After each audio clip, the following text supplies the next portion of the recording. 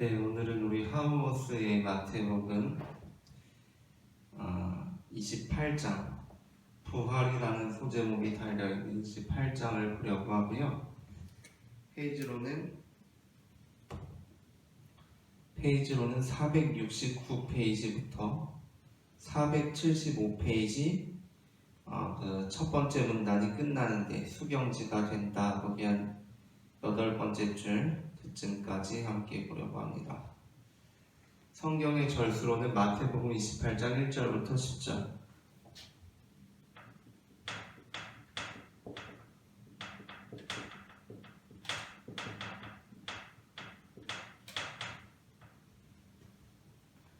마태복음 28장 1절부터 10절까지의 내용이고, 여기에는 이제 막달라 마리아와 다른 마리아가 예수님께서 부활하신 것을 보게 되고, 예수님으로부터 내 형제들에게 가서 전하라 라고 하신 그 말씀까지를 우리가 함께 보려고 합니다. 먼저 일단 하우머스의 글들을 조금 읽어보려고 하는데요. 먼저 첫 번째 문단을 함께 보겠습니다.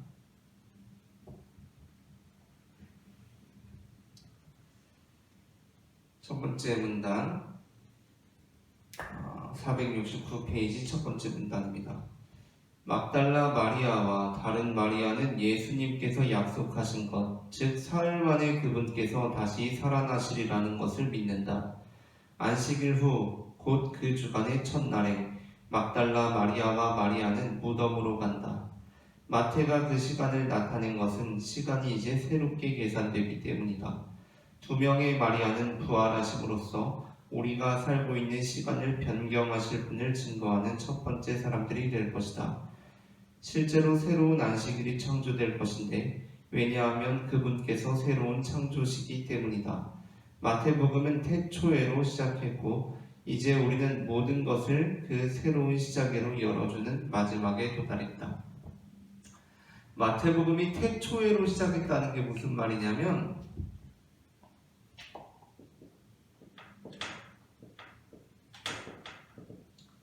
실제로 마태복음이 태초에로 시작하지를 않죠. 마태복음이 어떻게 시작하죠? 아브라함과 다윗의 자손 예수 그리스도의 계보라라고 시작합니다. 태초에라고 시작하지 않는데 왜 태초에라고 시작한다고 하느냐? 그 이유는 마태복음의 계보가 아브라함과 다윗의 자손 예수 그리스도의 계보라라고 할 때 이 계보가 제네시스라는 말을 쓰고 있는데, 무슨 자동차 이름이기도 하죠. 근데 제네시스가 뭐냐면 창세기라는 뜻입니다. 창세기, 태초에 하나님이 세상을 창조하셨느니라 라고 시작되는 건 창세기. 그래서 우리가 아브라함과 다윗의 자손 예수 그리스도의 계보라라고 마태복음이 시작할 때 이 계보로 읽기도 하지만 아브라함과 다윗의 자손 예수 그리스도의 세계라라고 원래 개역 한글에서는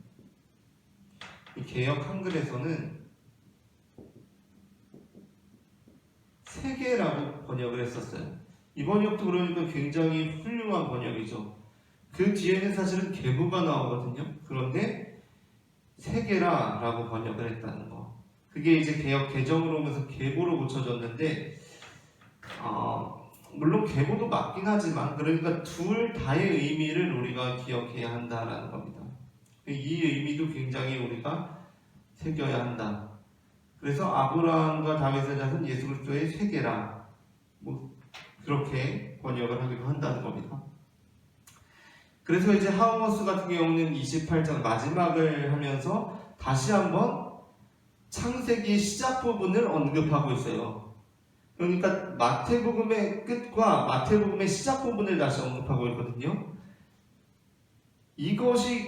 이것을 어떤 말로 설명한 것이 아니라 마태복음의 마지막 부분은 마태복음의 첫 부분을 다시 연상시키고 이렇게 연결이 된다라고 그렇게 설명을 한 것이 아니라 하우머스는 그냥 그렇게 쓰죠. 그냥 그렇게 써버립니다. 제가 지난번에 말씀을 드렸던 것처럼 마태복음에 관한 글이 있고, 마태복음에 대해서 쓰는데 마태복음에 관한 것이 아니라 마태에 관해서 쓰는 글이 있거든요. 이 표현은 제가 한 표현도 아니고 하우어스가 한 표현도 아니고 바로 누가 한 표현이라고 했냐면 칼바르트라는 신학자가 로마서를 쓰면서 로마서 주석을 쓰면서 했던 표현입니다.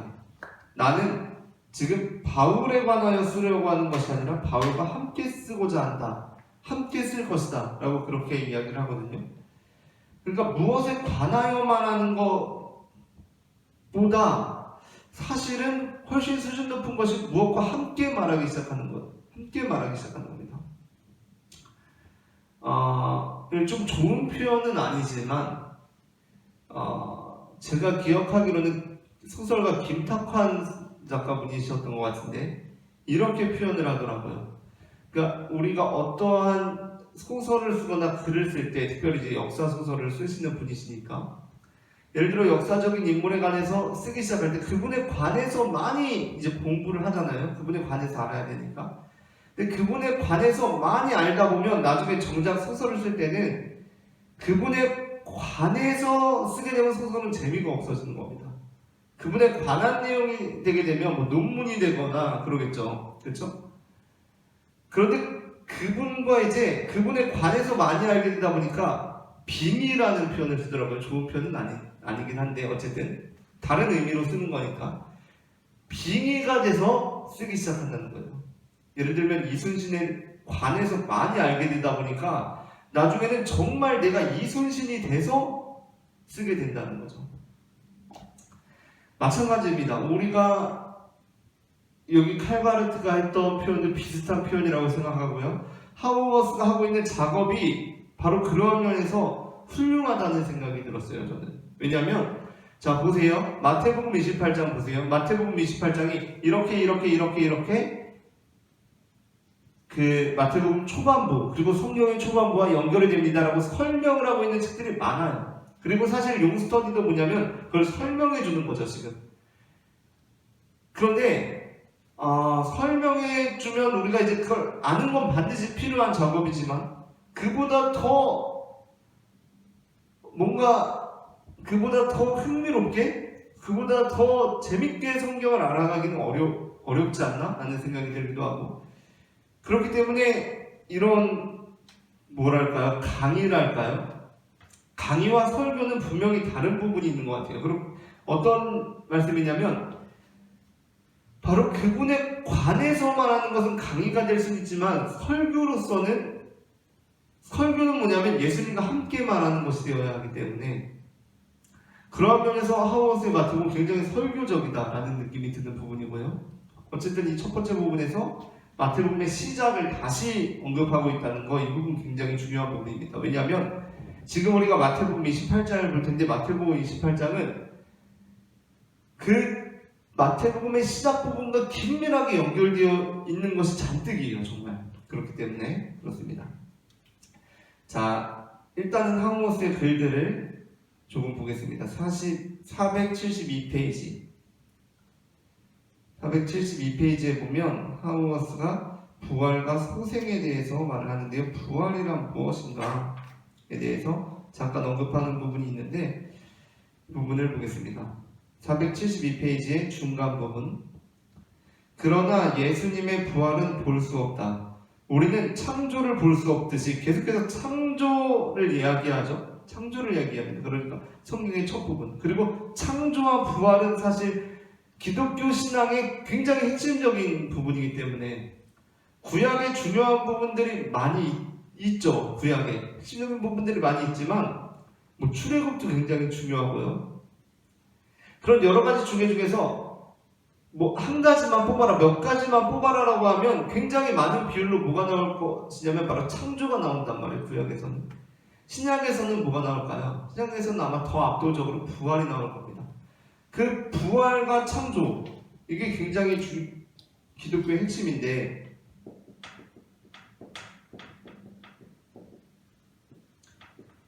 이 창조와 부활에 관해서는 제가 그래도 나름대로 정리한 것이 저희 랩목 피사가 있어요. 랩목. 제가 랩을 한 건데 랩목 피사에 보면 랩목 피사에 주님 약속하신 말씀 위에 서가 있습니다.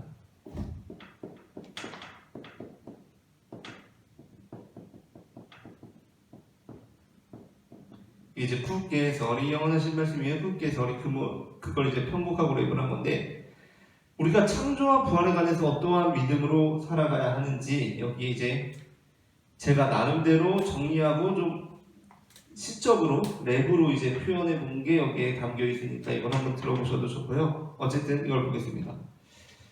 우리는 창조를 볼 수 없듯이 부활도 볼 수 없다. 우리는 오직 빈무덤과 부활하신 예수님만 볼 수 있을 뿐이다.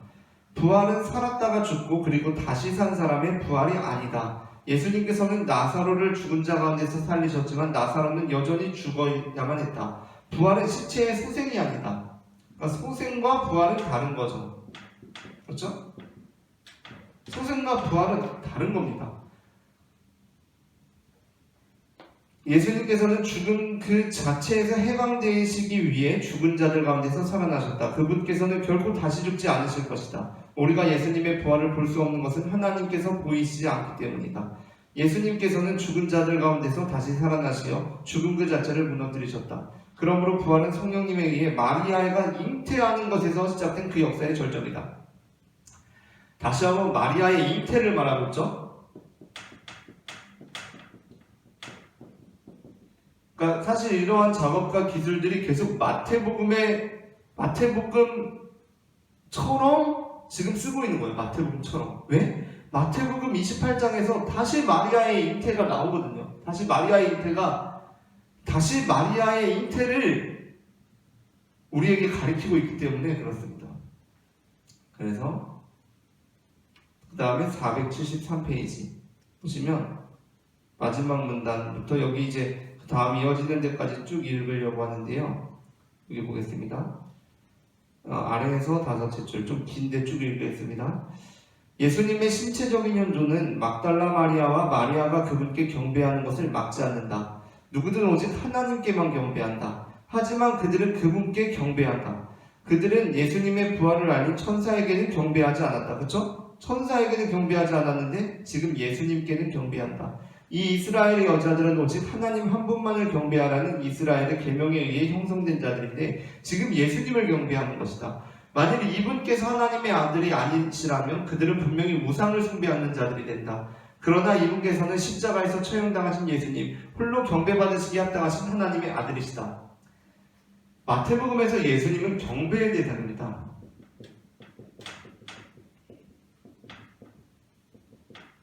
근데 경배라는 건 유대교에서 누구한테만 하냐면 하나님께만 하거든요.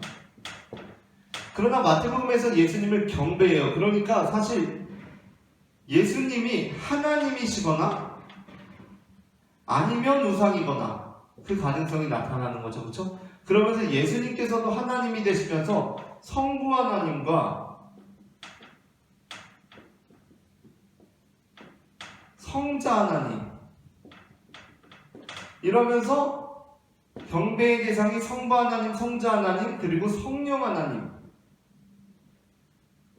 되면서 결국에는 예수님과 하나님의 관계 안에서 기독론이 나오고 성자 하나님까지 되면서 삼위일체론의 신론이 나오는 겁니다. 그래서 쭉 읽겠습니다. 그들이 예수님께 경배한 것은 교회라는 이제 막 태동하는 새로운 실제의 중심적인 활동이 무엇인지를 표현한다. 교회를 교회되게 하는 것은 예수님을 경배하는 것이다 라는 겁니다. 하우어스의 가장 핵심적인 하우어스의 슬로건이 무엇이냐면 교회를 교회되게 하는 것이거든요.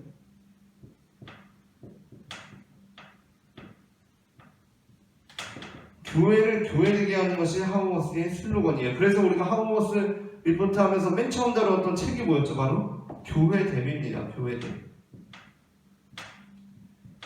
물론 이 책은 어떤 하나의 단행본이라기보다는 하우어스가 그 전에 썼던 글들을 모아놓은 것이지만 어쨌든 책 제목이 교회됨이에요. 교회를 교회되게 하는 것이 하우어스의 슬로건인데 그것이 뭐라고요? 예수님을 경배하는 겁니다. 이게 핵심이에요. 핵심. 예수님을 경배하는 것이 교회의 핵심입니다. 핵심. 예수님을 경배 또는 기억이라고 할 수 있는데요. 예수님을 경배하고 기억하는 것.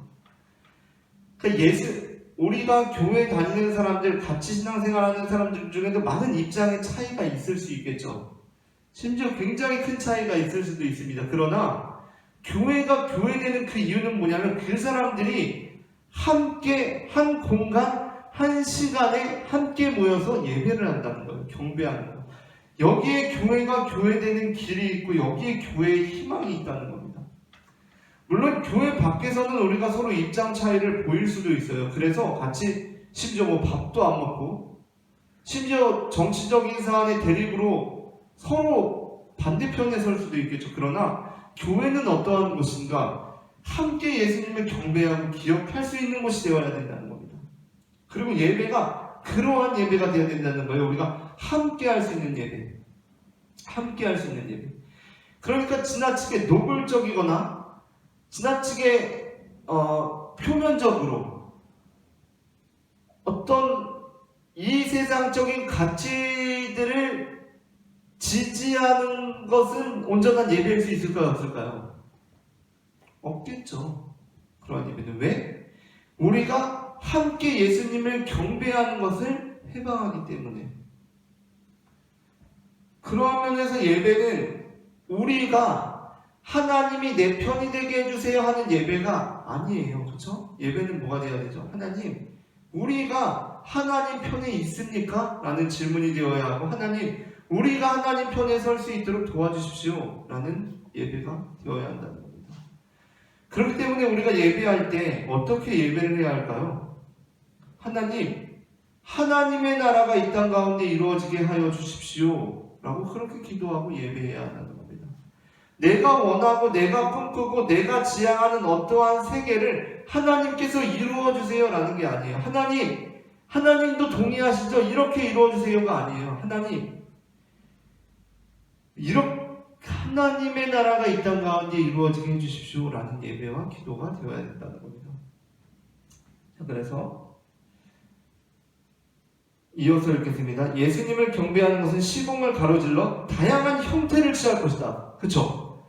예수님을 경배하는 것은 시공을 가로질러서 아주 다양한 형태를 취할 거예요. 그러나 우리는 어디든 말씀이 전파되고 성례가 거행되는 것에는 예수님께서 우리 가운데 계시다는 것을 안다. 세례와 성찬에 의해서 우리는 예수님의 삶, 죽음 그리고 부활에 참여하고 이것은 우리로 하여금 세상에 대한 대안이 되게 한다. 그러나 대안이 되는 것은 자기의 이름으로 초대하는 것이 아니다. 그보다 그것은 우리로 하여금 막달라 마리아와 같이 예수님을 경배할 시간이 없다고 생각하는 세상에서 우리에게 그 시간이 주어졌음을 증거할 수 있게 하는 것이다.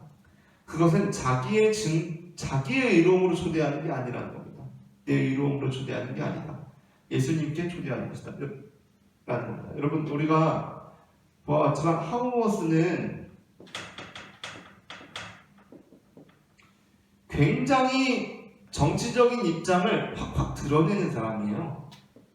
그러나 그럼에도 불구하고 우리가 하우머스의 이 표현을 통해서 알 수 있는 것은 뭐냐면, 그러나 예배는 예배가 되어야 한다는 겁니다.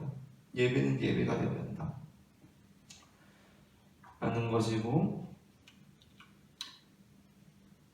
다음에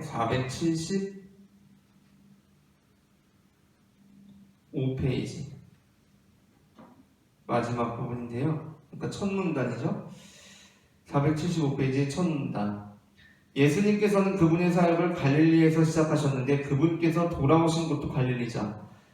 제자들은 갈릴리에서 부름을 받았었는데 지금 그 갈릴리로 재소식되는 것이다. 나중에 그들이 보내심을 받은 곳도 이 갈릴리로부터일 것이다. 예수님께서는 제자들에게 권력의 중심지 예루살렘이 아니라 갈릴리로부터 세상으로 들어가도록 하신다. 갈릴리는 제자들이 예수님 안에서 시작된 새로운 시대를 알리기 위한, 열방으로 가기 위한 수경지가 된다라는 겁니다. 일단 여기까지 읽겠습니다. 그래서 이제 마지막 이 부분에서는 중요한 게 갈릴리입니다. 갈릴리와 특별히 하우머스는 지금 어디를 대비하고 있죠? 바로 예루살렘을 대비하고 있어요. 그런데 예루살렘을 예루살렘과 관련한 부활이 있습니다. 또 뭐죠? 예루살렘과 관련되어 있는 부활. 하우머스는 지금 갈릴리를 말하고 있어요. 갈릴리.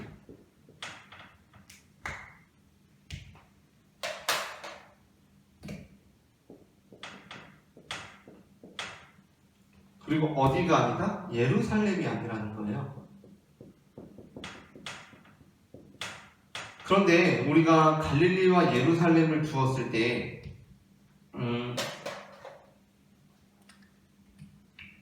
일단 예수님께서 왜 갈릴리였나, 왜 갈릴리였나를 우리가 봐야 되는데, 마태복음 28장에서 중요한 것이 무엇이냐면 예수님께서 마지막으로 제자들에게 지상 명령을 주시는 것이죠. 뭐죠? 그게 내가 세상 끝날까지 너희와 함께 있으리라라는 겁니다.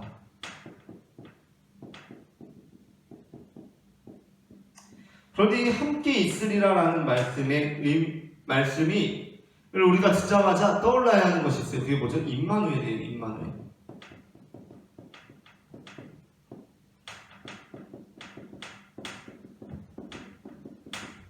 마리아의 잉태 사건이죠. 아까 마리아의 잉태 사건을 우리가 언급했었는데 임마누엘이에요. 함께 있는다. 임마누엘의 사건이 예수님께서 말씀하고 계신다는 거예요. 그러니까 맨 마지막 부분에 다시 한번 첫 부분이 나오는 겁니다. 이뿐만이 아니라 대비되는 것이 바로 갈릴리와 예루살렘인데, 예루살렘의 경우는 예루살렘은 뭐냐면 누가복음의 부활입니다. 갈릴리가 마태복음의 부활이고요.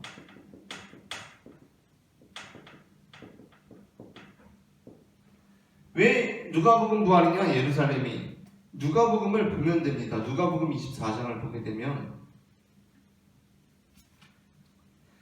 24장 50절부터 53절, 예수께서 그들을 데리고 베다니아까지 나가서 손을 들어 그들에게 축복하시더니 축복하실 때에 그들을 떠나 하늘로 올려지시니 그들이 그에게 경배하고 큰 기쁨으로 예루살렘에 돌아가 늘 성전에서 하나님을 찬송하니라라는 겁니다. 예루살렘으로 돌아갔다는 거예요. 그런데 그러니까 누가복음의 부활은 예루살렘과 관련이 있고 마태복음의 부활은 갈릴리, 그리고 특별히 갈릴리에서 예수님께서 지시하신 산에 이르러거든요. 산. 이 두 개가 또 관련이 있는 거고, 그러면서 이것이 뭐하고 또 연결이 되냐면 바로 사단의 시험과 연관이 됩니다. 사단의 시험이 마태복음하고 누가복음하고 순서가 다르죠. 그렇죠? 처음에 돌이 떡이 되게 하라라는 시험은 같지만 그 다음에 나오는 것이 나에게 경배하라라는 것이 두 번째 나오는 게 마태복음입니다. 누가복음입니다. 그리고 그것이 세 번째 뭐가 나오냐면 누가복음에서는 마지막 시험을 읽겠습니다. 제가 또 4장 9절이에요. 누가복음 4장 9절. 또 이끌고 예루살렘으로 가서 성전 꼭대기에 세우고 이르되 내가 만일 하나님의 아들이거든 여기서 뛰어내리라 라고 시험합니다.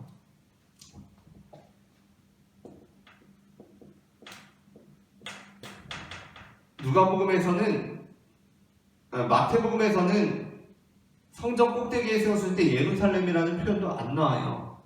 그리고 누가복음에서도 마찬가지로 예수님께 네가 나한테 경배하라라고 마귀가 시험할 때 무슨 산에 안 올라가거든요. 그런데 마태복음에서는 산에 올라가고요. 예루살렘이라는 언급 없고, 누가복음에서는 예루살렘 성전 꼭대기고요. 그리고 그 산에 안 갑니다. 천하만국을 보여줄 때도. 근데 거기에서 하는 시험이 뭐예요? 뛰어내리라는 시험이에요. 그런데 아까 누가복음 마지막에 어떻게 끝났죠? 예루살렘으로 제자들이 가고, 그리고 예수님께서는 하늘로 들려 올려지신단 말이에요. 그러한 대비들을 통해서 누가복음 같은 경우는 그 마귀의 시험이 누가복음 전체를 요약하고 있는 거예요. 그렇죠? 마태복음 역시도 이 표현들을 통해서 마지막에 산이 나오고 그 시험이 전체를 요약하고 있다는 겁니다. 그런데 마태복음인지 여기서 갈릴리가 또 중요하잖아요. 갈릴리. 왜 갈릴리냐? 바로 예수님께서 제자들에게 내가 너희와 함께 있으리라 라고 말씀해 주셨고, 예수님과 제자들이 처음 동행했던 곳이 어디죠? 마태복음에서 마태복음 4장 23절입니다. 마태복음 4장 23절을 보게 되면 예수님께서 제자들을 부르세요. 특별히 이제 처음 제자들이죠. 베드로, 안드레, 요한, 야고보를 부르시는데 4장 18절 갈릴리에서 부르시는 겁니다. 예수님께서. 그러니까 갈릴리라는 곳은 어떠한 곳이냐면 예수님과 제자들의 동행이 이제 시작된 곳이에요. 동행이. 그래서 예수님께서는 갈릴리에서 제자들을 부르시고 그들에게 내가 너희와 항상 함께 있으리라는 약속을 다시 주시는 겁니다. 왜? 갈릴리에서 제자들은 예수님과 함께하기 시작했기 때문에 그렇다라는 부분을 우리가 이해하면 되겠습니다. 그리고 이제 한 가지만 더 언급을 하고 싶은데 바로 마태복음 28장에 보게 되면 우리가 오늘 같이 다룬 부분을 보게 되면 여자들이 예수님의 발을 붙들었단 말이에요. 여자들이 예수님의 발을 붙들게 됩니다. 여기 어디냐면 9절에 여자들이 나아가 그 발을 붙잡고 경배하니라고 되어 있어요. 그런데 우리가 요한복음 20장 17절에 보면 약간 그 기사가 다른데 요한복음 20장 17절을 보게 되면 거기서 마리아가 예수님을 붙들려고 하자 예수님께서 어떻게 하시냐면 20장 16절 예수께서 마리아에 하시거늘 마리아가 돌이켜 히브리 말로 라보니아니 이는 선생님이라는 말이라 예수께서 이르시되 나를 붙들지 말라라고 하십니다. 그러니까 마리아가 예수님을 붙들려고 했었다고 우리가 생각할 수 있죠. 그때 예수님께서 나를 붙들지 말라고 하세요. 어쨌든 마태복음에서는 붙들었는데 요한복음에서는 붙들었는지 안 붙들었는지는 잘 모르겠지만 예수님께서 어쨌든 붙들지 말라고 하십니다. 그 예수님을 붙든다는 것이 무엇입니까? 부활하신 예수님을 붙든다는 것. 우리가 앞서 말씀드렸듯이 부활과 소생은 다르고 예수님께서 부활하셨다는 것은 우리와는 완전히 다른 존재라는 것을 예수님께서 나타내셨다는 거예요. 그런데 우리는 어떻게 하죠? 예수님을 내 손으로 붙들려고 해요. 아까 말씀드렸던 것처럼 내가 꿈꾸는 세상 예배할 때 내가 꿈꾸는 세상이 하나님께서 꿈꾸시는 세상이어야 해. 그렇게 하나님을 내 손으로 붙들려고 한다고요. 내가 하나님께 붙들리는 것이 아니라 하나님을 내가 붙들려고 해요. 그때 예수님께서는 어떻게 하죠? 나를 붙들지 말라고 하세요. 나를 붙들지 말아라. 왜? 나는 네가 생각하는 그런 존재가 아니라는 거예요. 그러시면서 네가 해야 할 일은 뭐냐? 내가 부활했다는 걸 전하라는 겁니다. 지금 형제들에게 가서 내가 부활했다는 거, 나는 너희들이 생각하는 그런 소생하는 존재가 아니라 부활한 전혀 다른 존재라는 것을 전하라는 겁니다. 나를 붙들려고 하고 있지 말고. 오늘은 여기까지 하고요. 다음번에는 이제 마지막 시간인데 하우워스 마태복음 28장 그 후반부 끝까지를 보도록 하겠습니다. 감사합니다.